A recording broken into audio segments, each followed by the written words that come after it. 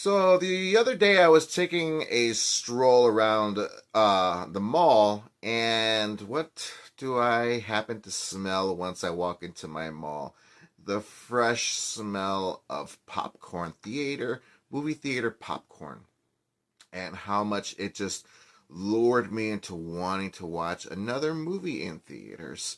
And I haven't gone to the theaters for a little while. It's been a couple of weeks now since I've seen Primate. Um, so I told myself there's got to be something that I can watch that give me a reason to want to go back to the movie theaters because I'm just so craving it. At the time, I didn't find anything interesting. There was a possibility that I was probably going to go ahead and watch Greenland 2 because I had just recently saw the first movie on HBO Max and thinking, I wonder if the second film is just as good as the first film. So that was my intentions in having to watching that movie this week. But then it was no longer there because, of course, every weekend there's always a new movie that comes out.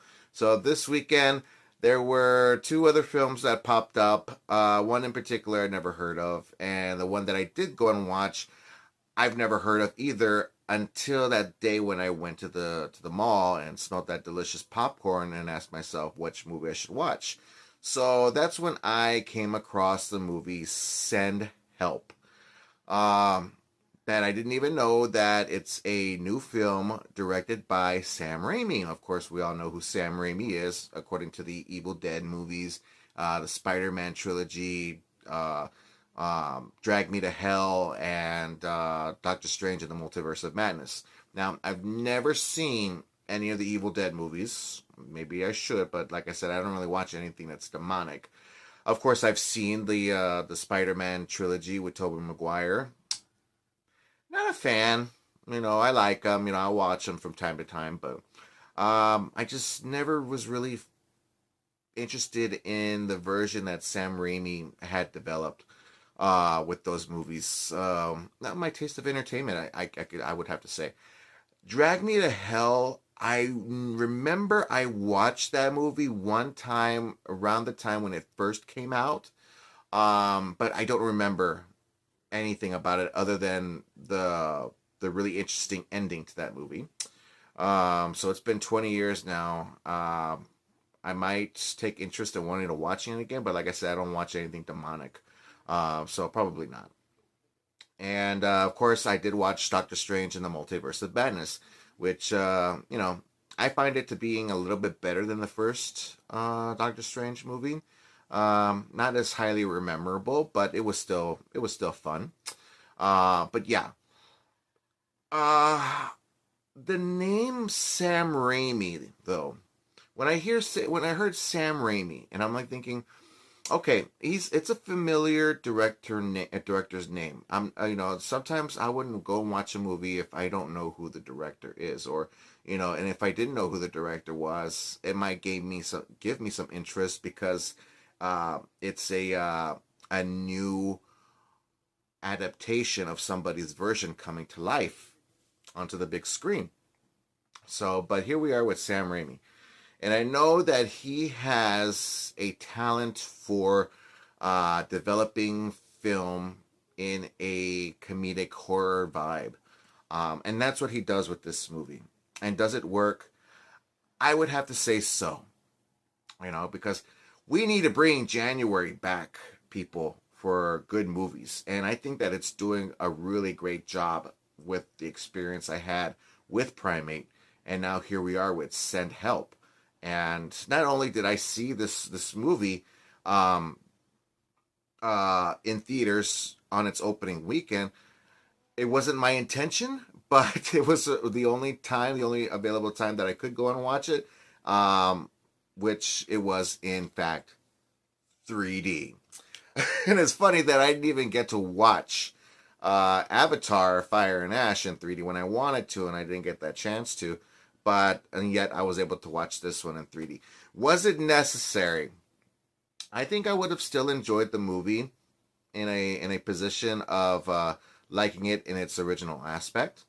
But in 3D, it was actually a little bit more fun.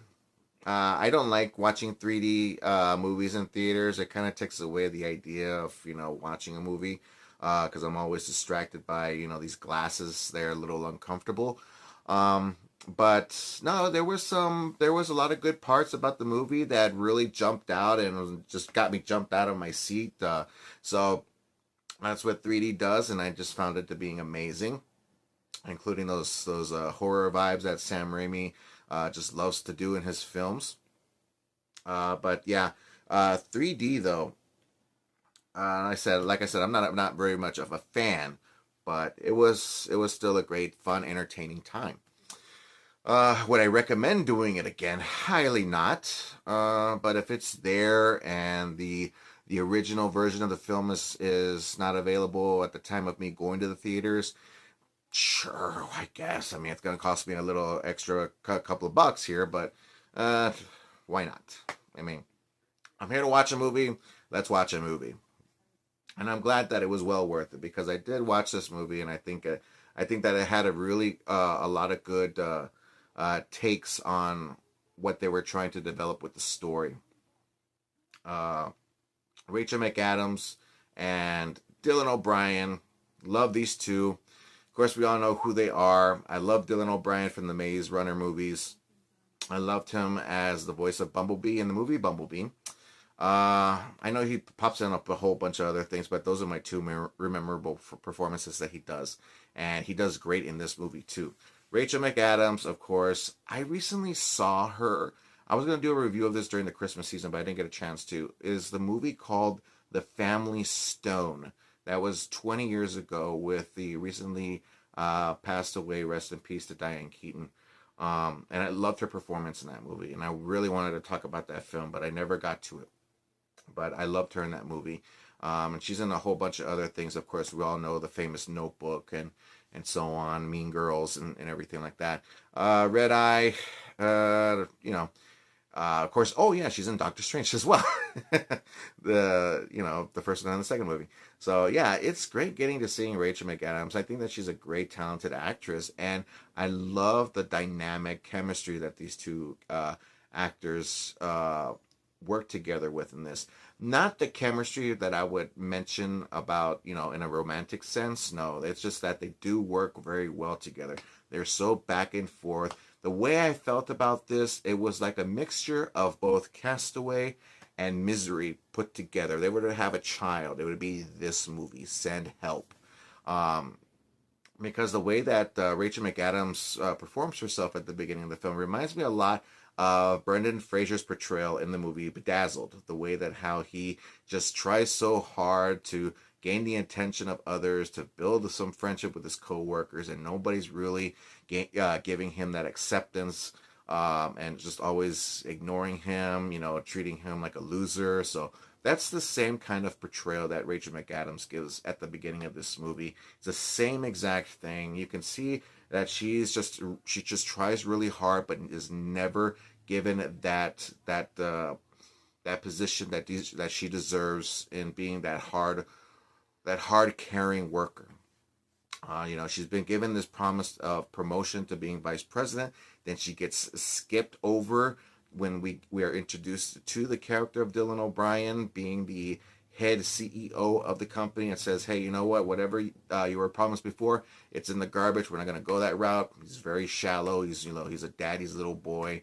Now that he's in charge, he hires his best bud to be vice president instead, who is who takes credit for the work that Rachel McAdams' character puts into the film.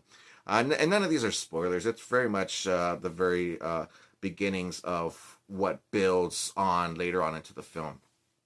Uh, you know, and like when I mentioned Castaway, it's like, yes, these two, they go on a plane, and they crash land. The plane crashes into the ocean. They end up on this island, and after that, it's typically Castaway and Misery put together.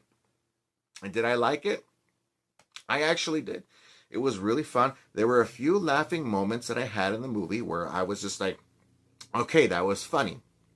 It is a horror comedy, and don't expect to get so many so much horror into it. It's just more of the build up between these two. You know, you got a whole lot of back and forth, whether or not they are combining a connection between the two. You know, they're getting to seeing eye to eye with each other, where they begin to build this sort of friendship, if not a romantic chemistry, which of course it does not.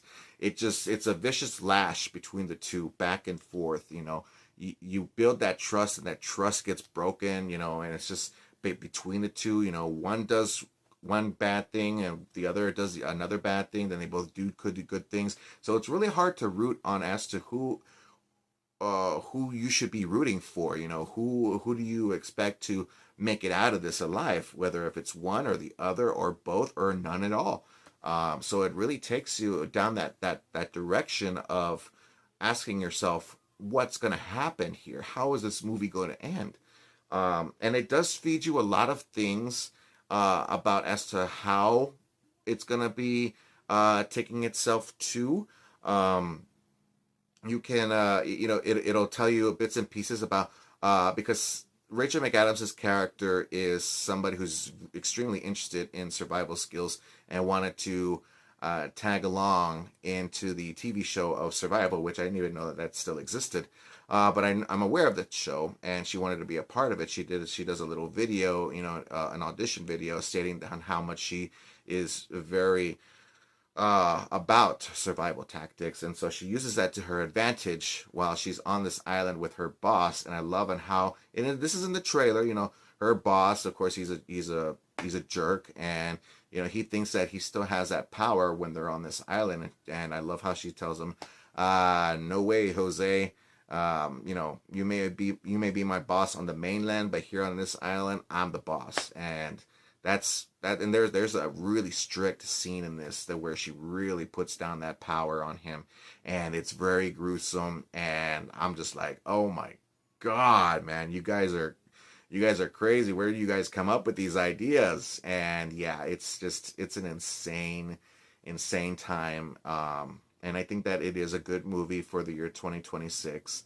You know, I don't really find that there's not that much badness about this movie. I Don't get me wrong, it's not as good as Primate for me. The way I don't know how the way I felt when I left the theater. That's when I'm just like, I'm very calm. But I'm very satisfied at the same time. I'm not like, oh my god, that was so great. No, I'm not like that. But yeah, it was fun. It was really, really fun, and would I watch it again? I would, but not in theaters. I think that I would just go ahead and watch it once it pops up on screen on streaming, and you know, and it's still hard for me to get over the fact that, oh yeah, that's right, 20th century. It's not 20th Century Fox. It was 20th Century Studios. So whenever I see the logo, they popped up the logo from the 70s, the original, and it's not Fox. Of course, they substitute Fox with Studios. So, but yeah, I love her survival tactics, the stuff that she uses in this. Not only is she teaching Dylan O'Brien's character on how to survive, I feel like she's also teaching us as the audiences as well to visualize and see, and how if you are in the same situation as they are, at least you know what to do. This is the same thing that goes on in Castaway as well too. You know, if you're in these certain situations, it's best to do this and do that. How to build your shelter, where to find the food and water,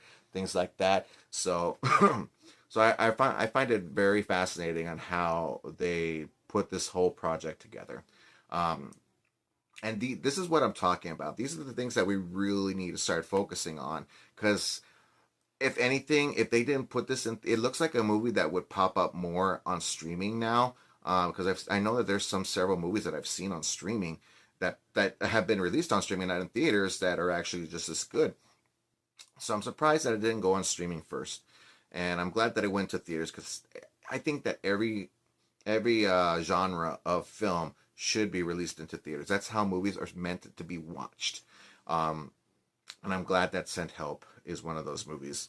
But yeah, I had a great time with this. And the ending is an unexpected way, an unexpected turn on how it all comes to a close. I don't think that I find it fully satisfactory, but you know, it's just one of those that'll just grow on you. But yeah, I would have to go ahead and give this movie Send Help an 85%. Great movie. Great time. I really do recommend you guys going out and having to watching this. I think it's also a really good date flick. You know, if you want to take your significant other along with you to go and watching this, it's not one of those jump out of your seats experiences, unless, you know, maybe in 3D. I think that the CGI is a little off. It doesn't really feel too. I mean, I know that they tried really hard, but there's a part where there's a CGI boar in the movie, and especially with the 3D glasses, it doesn't really look too real. The CGI animation is just, it's not that good. It's not that good, but I would prefer the original effects being put into these things. I mean, they try to avoid using CGI a lot of it, but when they do use it, it really takes you out of the film, which is why I gave it an 85%. But yeah, you guys, that's my review for Send Help. Have you guys checked it out? If not, I really do recommend you guys going and checking it out. Let me know what you guys think down in the comment section on the bottom once you do. And if you love this movie, you can check out some more of my videos on YouTube. Just look me up at Awesome Joe Movie Reviews. Don't forget to click on that like and subscribe button there, everybody. I really do appreciate everybody's time into doing that. And if you enjoyed this and look forward to more, click on that notification bell so that way you know when these videos are put up. And I try to do my very best to talk about movies as much as possible within my available time. And when I do, I'm really glad that I do get to do them because I know that they satisfy all of you wonderful viewers out there. So once again, everybody, I'm Awesome Joe. Keep on living the dream. And as always, stay awesome. Thanks you guys once more again, and I'll see everybody in the next video. Bye.